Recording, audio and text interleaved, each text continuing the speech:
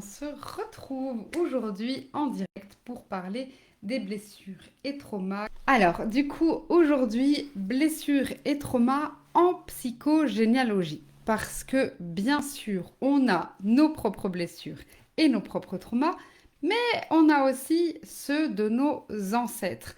Et donc, le but, c'est de pouvoir faire la différence entre nos propres traumas et blessures et ce dont on a hérité de nos ancêtres. Ok. Donc aujourd'hui, on va ni faire la distinction entre blessures et trauma et on va pas non plus revoir toutes les blessures qui existent. Pour ça, je vous renvoie au livre de Lise Bourbeau qui explique chaque blessure. Mais aujourd'hui, on les voit d'un niveau transgénérationnel. Ok. Donc, pour vous refaire un peu comment ça fonctionne, au niveau transgénérationnel, pour savoir si la blessure que vous vivez est transgénérationnelle, posez-vous tout le temps les deux mêmes questions. La première question, c'est est-ce que c'est quelque chose qui revient? Est-ce que c'est répétitif chez moi et dans ma famille et où dans ma famille? Et est-ce que c'est plus fort que moi? Ok. Parce que bien sûr, on a toutes les blessures personnelles, on a toutes les blessures au niveau transgénérationnel, mais le but c'est d'aller voir à la source, ok? Donc en soi, une blessure n'est jamais une source qu'on va libérer, c'est vraiment de pouvoir aller à la source de cette blessure pour pouvoir se libérer. C'est tout le temps le même principe, que ce soit par rapport à une blessure ou par rapport à une problématique. Le but, c'est d'aller chercher la source. Donc, je prends un exemple de, par exemple, quelqu'un qui vient me voir et qui me dirait, je voudrais me libérer de la blessure d'abandon. Ok, je prends cette blessure-là parce qu'en plus, je suis hyper concernée, donc c'est beaucoup plus facile pour moi d'en parler. Je voudrais me libérer de la blessure d'abandon. Ça veut rien dire parce qu'en soi, c'est comme si vous vous diriez qu'on enlève une cicatrice de votre peau. Ok, la cicatrice, elle est là. Le but, c'est de bien pouvoir vivre avec cette cicatrice. Moi, je dis tout le temps, je suis hyper abandonnique, mais je vis très bien avec mon abandonnisme aujourd'hui. Et donc, j'ai appris à vivre avec. C'est pas du tout la même chose. Par contre, d'où vient cette blessure au niveau transgénérationnel? C'est ça où ça devient intéressant. Donc, pour pouvoir faire la différence entre ce qui nous appartient et ce qui est transgénérationnel, c'est quand ça nous appartient, c'est comme quelque chose, oui c'est ça, c'est interne, mais vous allez me dire c'est exactement la même chose au niveau transgénérationnel. Quand c'est transgénérationnel, c'est quelque chose qui vous dépasse. Donc là, par exemple, j'étais en consultation avec quelqu'un qui me disait, mais moi, l'injustice, c'est genre pas possible. Je vois quelqu'un qui subit une injustice dans la rue, même si je ne la connais pas, ça va me faire péter un câble et je suis prêt à tout retourner pour elle. Ça, c'est une blessure transgénérationnelle. Ok, quand on est prêt à tout retourner, quand il y a quelque chose qui est plus fort que nous, quand on explose comme ça, c'est que c'est une blessure transgénérationnelle, c'est une blessure qui ne nous appartient pas. Hello. Euh,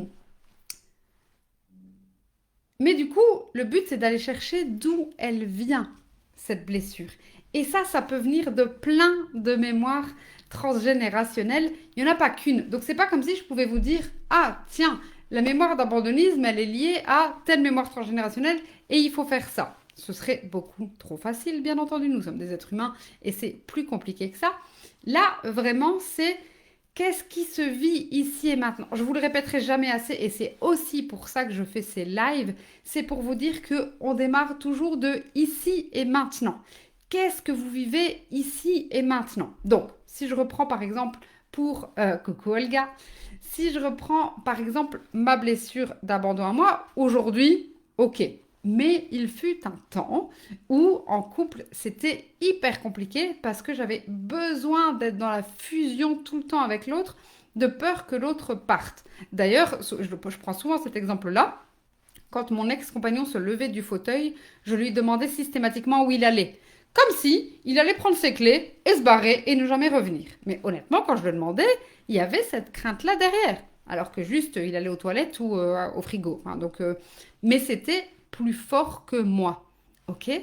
Pourquoi? Parce que, alors, j'ai le jumeau perdu, si vous ne le savez pas encore, il y a une vidéo là-dessus qui est complète. Mais donc, c'est le premier abandon que moi j'ai vécu, mais il y a aussi des abandons avant. Et donc, dans ma super valise transgénérationnelle, eh bien, il y a tous ces abandons, qu'il faut un amas et que je porte sur le dos. Et donc, c'est pas OK.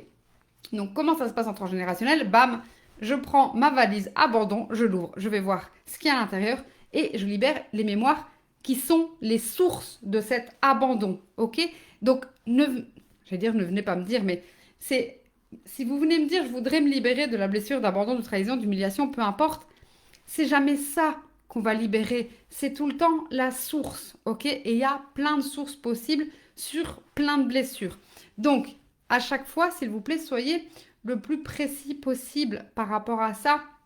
C'est qu'il n'y a pas une blessure, une mémoire, un acte de libération.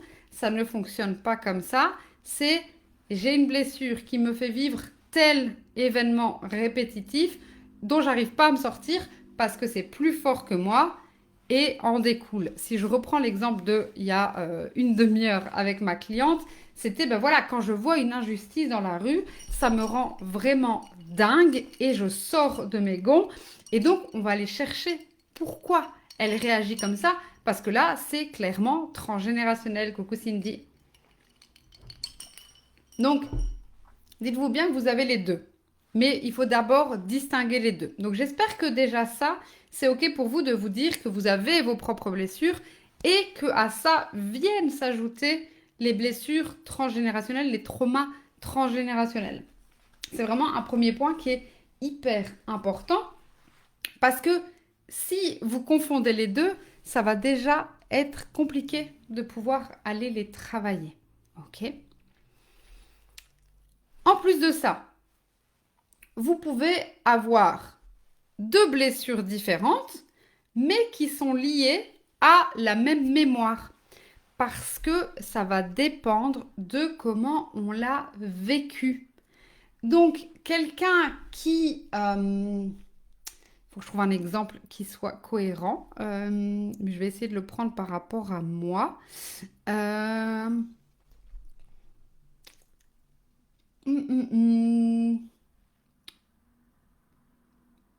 Bon, par exemple, une situation, je prends une situation au pif qui n'existe pas, mais c'est pas grave. Imaginons que je drague quelqu'un et que cette personne ne soit pas attirée par moi. Eh bien, je peux alors activer une blessure de rejet, une blessure d'abandon, une blessure éventuellement d'humiliation, mais ça va dépendre de mon histoire à moi. Et c'est pour ça que je vous dis que ça doit être ultra personnalisé et que ça démarre d'un élément très précis. Et ça, souvent, c'est ce qui manque, je trouve, c'est cette précision, c'est cet entonnoir. On a trop tendance à faire des généralités. Alors, je sais qu'il y a, je dis tout le temps 7, mais 6 blessures. En fait, il y a 6 blessures et bien sûr qu'elles sont catégorisées, mais c'est que le sommet de l'iceberg, ça. Et donc, oui, je vous fais une vidéo sur les blessures et traumas, mais en fait, on va aller beaucoup plus en profondeur que ça. C'est OK, j'ai une cicatrice, mais d'où elle vient cette cicatrice? Comment tu as fait cette cicatrice? Quel était le contexte dans lequel il y a eu cette cicatrice? Éventuellement même, comment tu as vécu la cicatrice? Comment on l'a recousue? Qu'est-ce que ça te fait depuis? Comment elle a cicatrisé? C'est vraiment ça, c'est aller chercher tout le contexte actuel pour pouvoir aller voir la résonance au niveau du passé. Donc Olga qui nous dit sur Facebook, un deuil non fait peut être considéré comme une blessure d'abandon. Absolument, complètement. Mais elle pourrait être vécue comme une trahison aussi. Par exemple, un deuil non fait pourrait être vécu comme une trahison. Donc moi qui ai la blessure d'abandon en avant-plan, quand mon papa est décédé, alors c'est un deuil que j'ai pas fait, j'étais petite et il y a mille et une raisons pour lesquelles, mais je vous l'ai expliqué dans le live sur le deuil. Moi je l'ai vécu comme un abandon. Je l'ai vécu comme un abandon. Mais, alors, je devrais en parler à ma maman pour lui demander, mais elle aurait pu le vivre, elle, comme une trahison. Parce que c'est comme si il la trahissait de la laisser toute seule avec moi. Et donc, oui, un deuil peut amener une blessure, mais chacun va avoir une blessure différente. Donc, chaque événement peut amener une blessure, mais ce sera hyper personnalisé. Et donc, merci Olga parce que tu mets le point sur quelque chose qui est important. c'est que les blessures et traumas naissent d'un événement qui n'a pas été intégré par la personne. Donc, je pense par exemple à une humiliation. Donc, moi, voilà, on verra le poids mercredi ensemble. La thématique du poids sera vue mercredi ensemble. Mais moi, si vous ne savez pas, j'étais obèse quand j'étais petite. Et c'est quelque chose que j'ai très très mal vécu parce que les enfants ne sont pas très sympas entre eux. Bonsoir Béatrice. Et donc, les enfants ne sont pas très sympas entre eux. Et du coup, beaucoup d'humiliation par rapport à ça. Pourquoi je disais ça? Euh, j'ai dit bonjour à Béatrice, du coup j'ai perdu mon fil. Bien joué Aurélie. Euh, euh, oui, c'est ça. Chaque événement non intégré peut amener à un trauma. C'est ça que je disais. Et donc, quand j'étais petite, eh bien, j'ai pas su faire face, moi, à ce moment-là, aux moqueries des enfants. Donc, c'est quelque chose qui n'a pas du tout été intégré et qui m'a poursuivi pendant des années après, jusqu'il y a encore peu de temps. Aujourd'hui, c'est OK cette thématique avec moi-même et j'ai vraiment renoué avec mon corps. Et c'est en processus, hein, c'est pas encore 100% fait, mais c'est quand c'est pas intégré, c'est là où ça vient s'imprimer en fait. Une fois que c'est pas intégré, ça vient s'imprimer et tant que c'est pas intégré, eh bien ça peut se poursuivre dans les générations futures. Donc tout événement qui n'est pas intégré aujourd'hui, ce sera transmis comme ça. C'est le cas dans les non-dits, c'est le cas dans les secrets de famille. Je sais que j'avais fait une vidéo une fois en disant est-ce qu'il faut tout dire? Alors non, il ne faut pas tout dire. Mais par contre, sachez que quand vous n'intégrez pas quelque chose, eh bien potentiellement, ça va se répercuter sur les générations futures. Et donc, autant le régler tout de suite, tant qu'à faire. Au plus on laisse traîner, c'est ça, hein, au plus on laisse traîner finalement, au plus ça va s'aggraver. Bah, c'est la même chose. Autant tout de suite pardon, pour éviter que ça s'aggrave et pour éviter que ça se transmette. Donc, je redis merci beaucoup Olga pour ça, parce que c'est ultra intéressant de se dire ça. Alors, je vous ai dit, bonsoir, je vous ai dit, pas de catégorie, ok, donc pas de généralité, s'il vous plaît. C'est le truc qui est le plus compliqué pour moi à déconstruire. Mais quand même, je vous donne des indices pour quand même essayer de décortiquer d'où ça vient. Donc, c'est des indices, ne pas prendre au pied de la lettre, s'il vous plaît, mais c'est vraiment pour pouvoir vous orienter. Donc, 5 blessures. Abandon, rejet, injustice, humiliation, trahison. On les refait pas, mais comme ça, vous avez l'idée. Derrière la blessure d'abandon, aujourd'hui, ce que vous pouvez vivre, c'est de la dépendance. Donc, derrière une blessure d'abandon, la manifestation actuelle des choses, c'est de la dépendance. Donc, si aujourd'hui, vous vivez de la dépendance, vous pouvez vous dire, ah tiens, potentiellement, c'est lié à une blessure d'abandon. OK? Le rejet, la manifestation, c'est une non-appartenance. OK? Donc, si aujourd'hui, vous avez du mal à vous sentir inclus dans un groupe, eh bien, ça pourrait du coup être lié à la blessure de rejet. L'injustice, la manifestation majeure, c'est la colère. Donc, si aujourd'hui, ce que vous vivez, principalement, c'est la colère, dites-vous qu'il y a une blessure d'injustice derrière. Après, à vous de décortiquer si c'est personnel ou si c'est transgénérationnel. Hein. C'est la distinction qu'on a fait au début de live.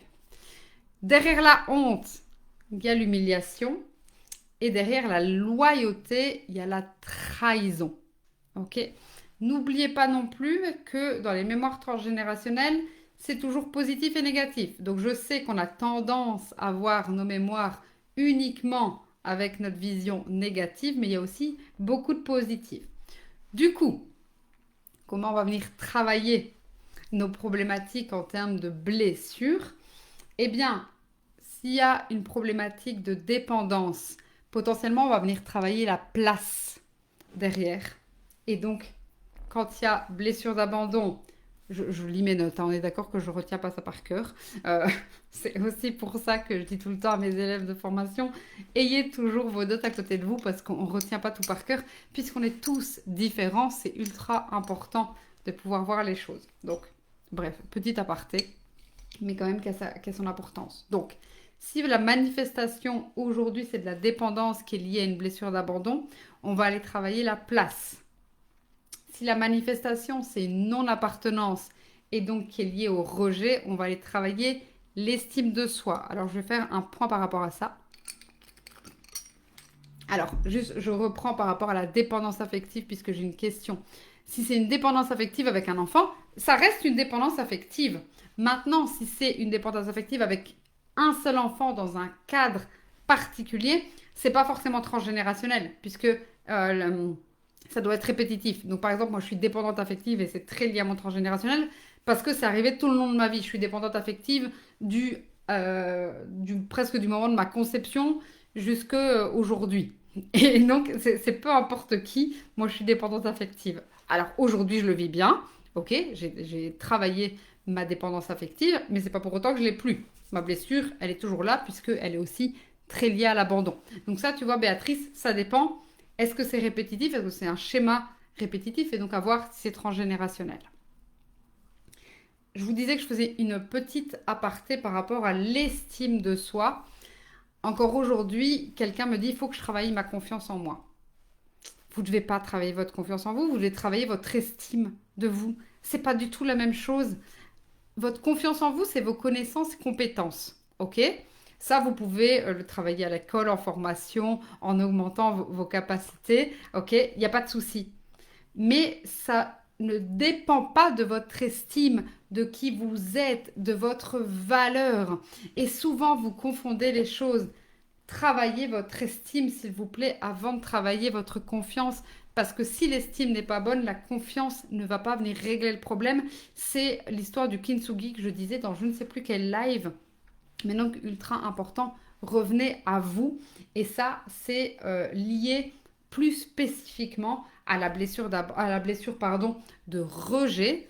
Bien entendu, il peut y avoir autre chose derrière, hein. Donc, voilà. Alors, on a Cindy qui dit je dois être un cas d'école. Bon, bah écoute, tu peux exposer ton cas si tu le souhaites. Il n'y a aucun souci. Parce que juste comme ça, je ne sais pas te répondre. Mais en tout cas, moi, je suis un cas d'école en blessure d'abandon, hein. Donc, pas de souci. Si vous avez des questions sur la blessure d'abandon, contactez-moi. Je suis le cas d'école par excellence. Donc, je continue. Si la manifestation, c'est la colère avec l'injustice derrière, on va venir travailler la légitimité, comment on se sent légitime. Alors, je ne sais pas si vous savez, mais on dit souvent que derrière la colère, il y a la tristesse. Donc, potentiellement, ça vient cacher quelque chose. C'est toujours ça qui va être ultra intéressant, c'est d'aller voir ce qu'il y a derrière.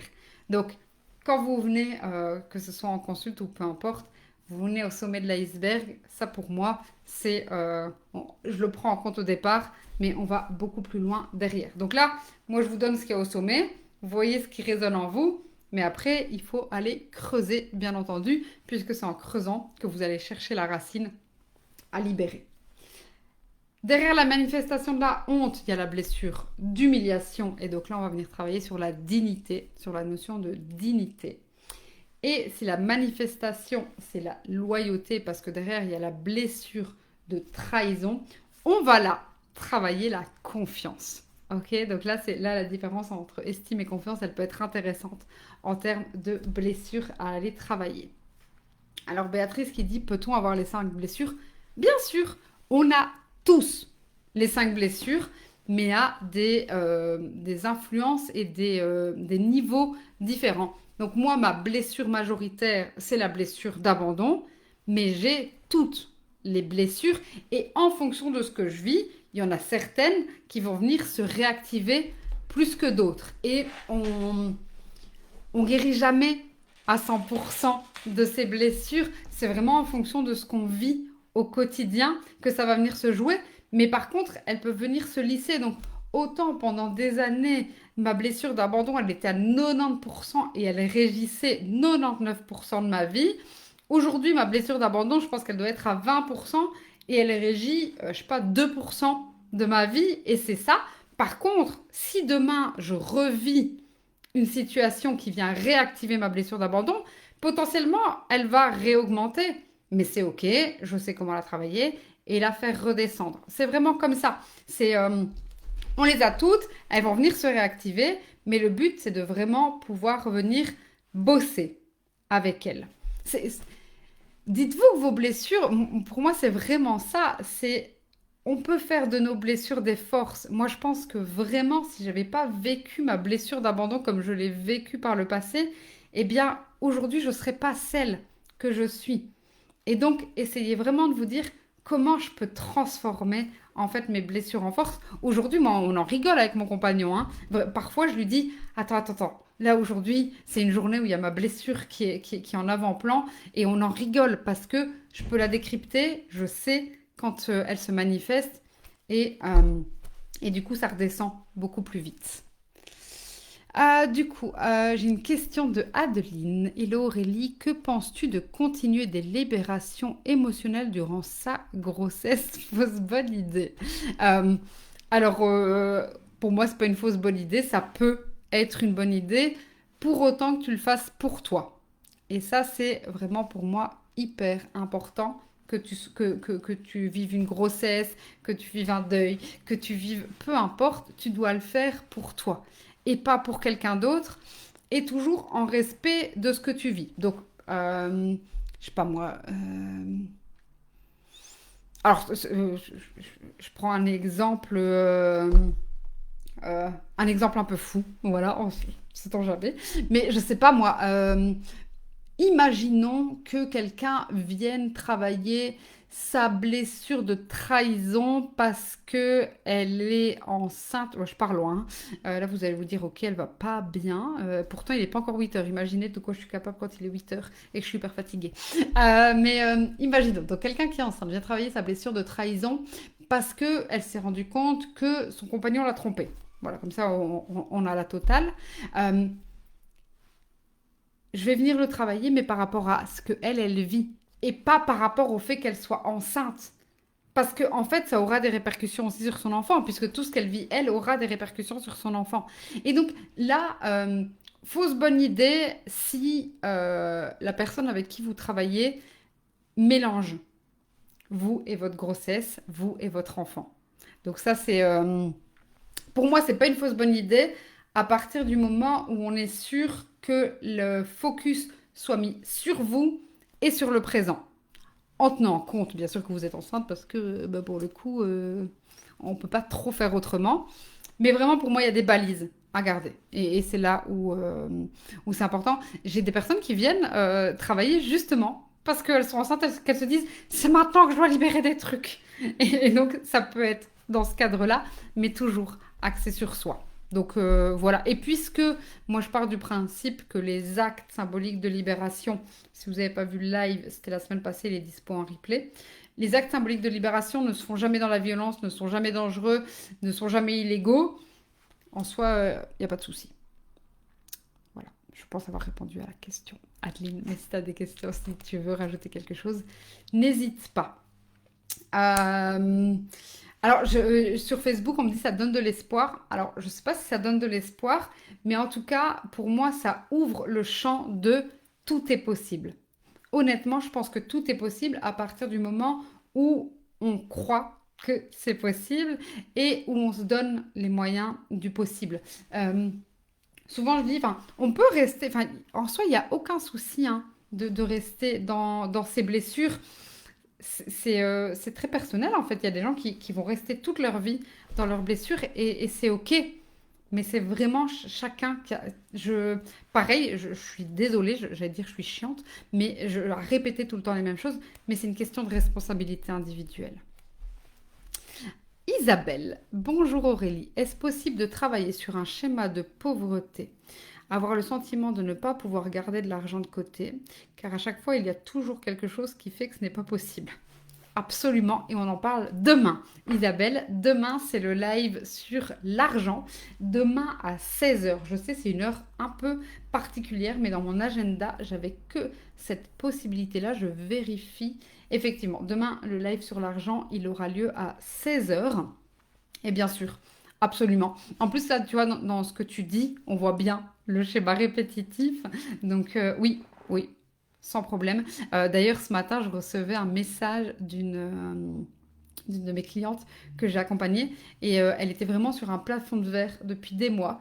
Et puis là, elle me disait, mais c'est incroyable, c'est trop cool, j'ai vraiment pété ce plafond de verre. Et donc on a célébré ça ensemble. Alors ça prend du temps, hein. À nouveau, je ne vais pas vous faire croire que c'est magique et que en une séance individuelle, tout va péter, vous allez tout libérer, parce qu'en plus c'est votre job, c'est pas le mien, mais c'est possible. Donc en tout cas, j'ai encore eu la preuve ce matin avec ma cliente qui me disait ça, c'était juste incroyable. Donc rendez-vous demain pour la thématique de l'argent. Alors, peut-on avoir un jumeau perdu qui n'a vécu que 25 jours, il y a plus de 70 ans, en termes de date de naissance, ça concorde avec le mien? Tout est possible. Tout est possible. À la fois, c'est génial en psychogénéalogie parce que tout est possible. Et à la fois, c'est hyper dangereux parce que on peut vous raconter tout et n'importe quoi. Et donc, c'est pour ça que, s'il vous plaît, faites-vous confiance et ayez confiance au thérapeute avec qui vous travaillez. Je pense que c'est vraiment les deux indicateurs les mieux. Mais donc, oui, c'est possible parce que ça peut avoir laissé une trace. Mais comment, pourquoi, etc., c'est à voir. Et puis, je répète, et ça, je l'ai expliqué dans une vidéo et aussi dans mon interview sur ABC Talk, on peut aussi ne pas avoir eu de jumeaux intra-utérins et pour autant avoir une mémoire de jumeaux perdus. Et c'est pour ça qu'en fait, on peut vous dire tout et n'importe quoi par rapport à la mémoire de jumeaux perdus, parce qu'en soi, tout le monde pourrait l'avoir, au même titre que tout le monde pourrait avoir toutes les mémoires transgénérationnelles. La question à se poser, c'est qu'est-ce que je vis aujourd'hui qui pourrait être lié à cette mémoire transgénérationnelle? Ok? A priori, on part pas d'une mémoire transgénérationnelle, on part de ce que vous vivez ici et maintenant. Donc voilà, donc oui, c'est possible, mais je peux pas te donner l'affirmative dans ta situation. Donc là, juste, je peux que ouvrir un champ des possibles pour pouvoir te répondre. Alors, Mathilde, j'ai loupé le début, mais donc ne t'inquiète pas, il est bientôt fini et il sera en replay tout de suite, juste après, pour que tu puisses le suivre. Alors, le tarif de mon accompagnement. Alors, je l'ai annoncé en story juste avant. Il y a une grosse annonce sur la newsletter demain par rapport à mon accompagnement. Donc, j'en reparlerai demain soir de l'accompagnement. Pour rappel, mon accompagnement, c'est un accompagnement de 6 mois. 6 mois qu'on passe ensemble. Donc, c'est 6 mois où il y a 6 séances individuelles d'1 heure en face à face. Mais je suis là quasiment tous les jours avec vous parce que je vous envoie des messages quasiment tous les jours si c'est un besoin que vous avez. Donc, c'est pas juste 6 séances, c'est vraiment un accompagnement de 6 mois.